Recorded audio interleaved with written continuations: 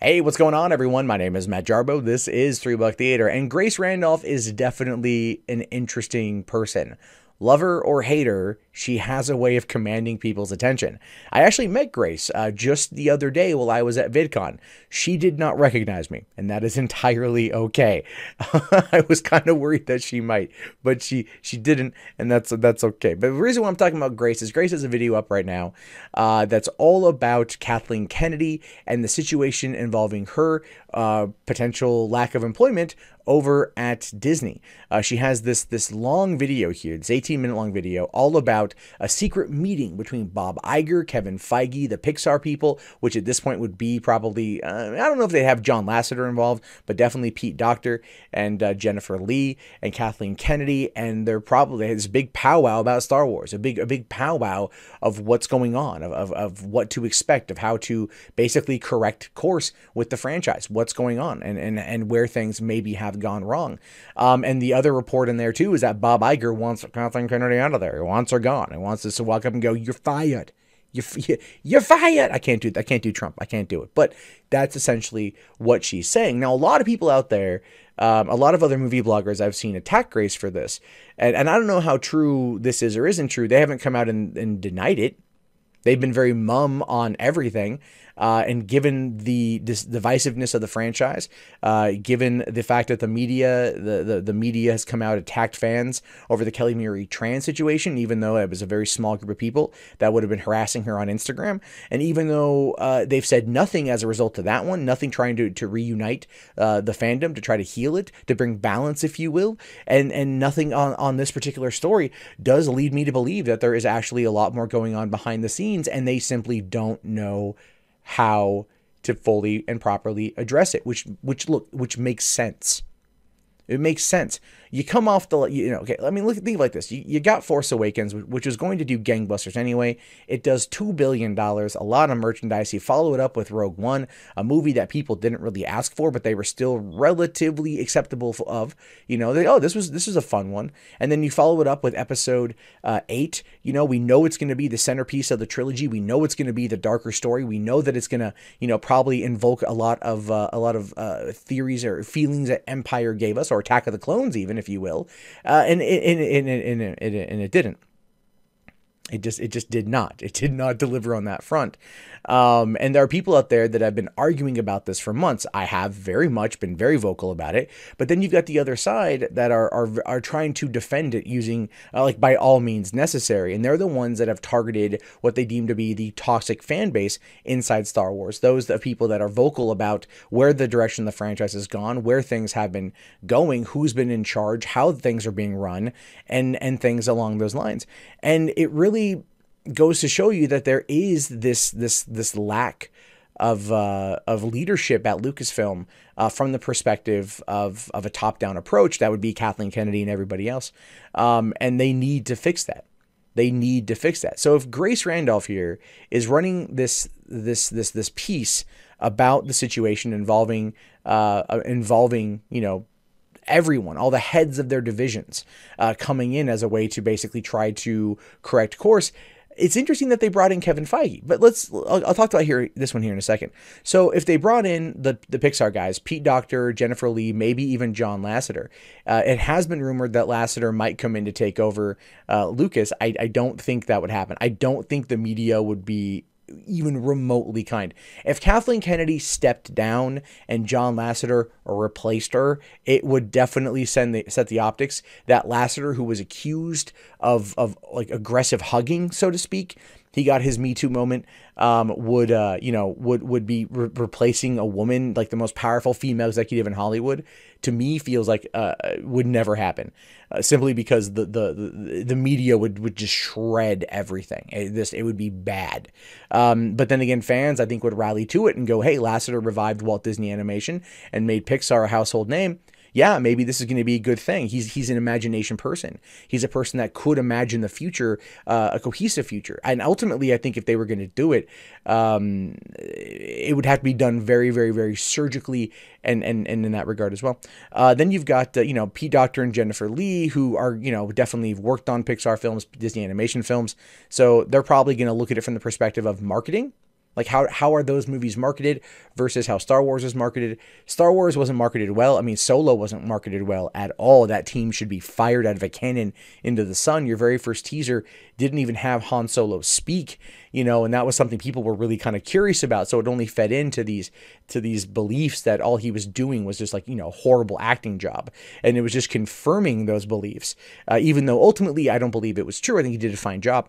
So you've got that. And then, they probably came in under the marketing side of things to discuss how to reapproach the franchise, even maybe from more of a family-friendly approach, right? And that could be something, more family-friendly Star Wars, which I think would really piss off some fans as well. And then you've got Kevin Feige. I would say you'd have Walt Disney, like Motion Pictures, or Walt Disney Pictures, but their movie group is just bad. They've stopped making standalone films on their own. The Lone Ranger was like $130 million loss for them. They don't want to touch it. They don't want to go near that right now. But they looked at Feige. Now, Feige to me is the beacon on the hill. He is the Deus Ex Machina moment that you would see in a movie. This is who comes in last minute to kind of like fix everything. And I'm pretty sure if they brought Feige in, Feige would sit there and say, well, what is your plan? What is which characters do you have? What stories can you tell? And what are the arcs you can tell with them? Because that's what he's been able to do by crafting Marvel Studios the way that he has. He's been able to create these arcs to set these stories that all are relatively separate and can be watched separately, but still tie into this greater narrative. And that greater narrative is, $2 billion for Avengers Infinity War in like 3 weeks. I'm just saying. There's a reason why things have done as well as they've done with that. And so if they're bringing in Feige, he's probably, Iger's probably looking at him like, can you help out at all? And I would say, I would honestly look at this from this perspective. Like, if they were going to bring in anyone from Marvel to correct course, wouldn't be Feige. Feige is doing what he's doing. He's making money. They don't want to mess with that. But it could be Lou D'Esposito. I'm probably saying that wrong, or D'Esposito or Despacito. Again, he is a producer over there at Marvel.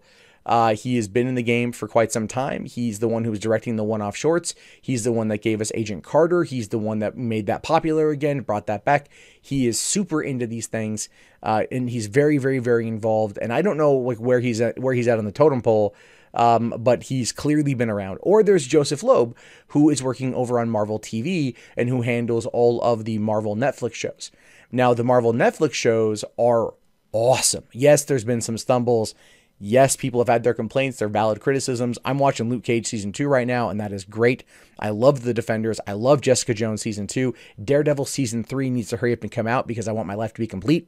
And Iron Fist, I was actually a really big fan of. Scott Buck and everything. Well, we can talk about that at a later date. I think if they wanted to move him away from Marvel Television and bring him over into Lucasfilm to handle that would actually work for me. I think that would work out really, really, really well because the whole Marvel Netflix thing is going to be very weird for a while, just given where things are at. So Disney may want to move some of their better talent away over to another division like Lucas, because that way it would all be done in-house and not have to worry with a competitor, which is kind of what's happening with that. But that's, again, a whole other topic for a whole other video. So I would argue that would probably be the best course of action if Feige were to come in and offer his advice. So don't fire Kathleen Kennedy. Don't remove her from her position. Keep her where she's at. But bring in a lieutenant that will basically go in there as the Star Wars czar and then take that over. And I think that ultimately would work out well for everyone. It would keep Kathleen Kennedy in her job, which I do know a lot of people out there and a lot of YouTubers out there be very upset about. I get that. I understand that.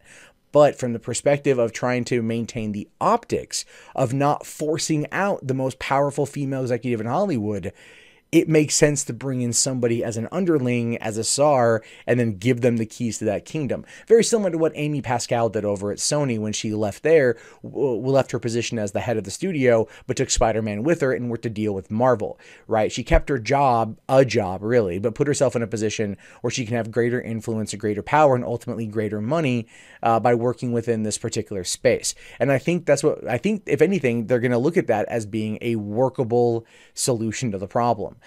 Kathleen Kennedy, as much as I want her gone because she's been a horrible leader, I don't think it's going to happen. If she's out, she's out. We'll find that out. But I think that the best course of action for Disney would be to pull Joseph Loeb off of Marvel TV, bring him in as secondary to Star Wars. Everyone wants Filoni. Filoni's working on his own show. I don't think he's going to go in and divide up. He wants to work on the Star Wars Resistance. Star Wars Resistance is very personal to him because I think he said his grandfather was a bomber in World War II, and this is the kind of story he wants to tell. So it's a very personal thing to him, and he's not going to want to deviate from that.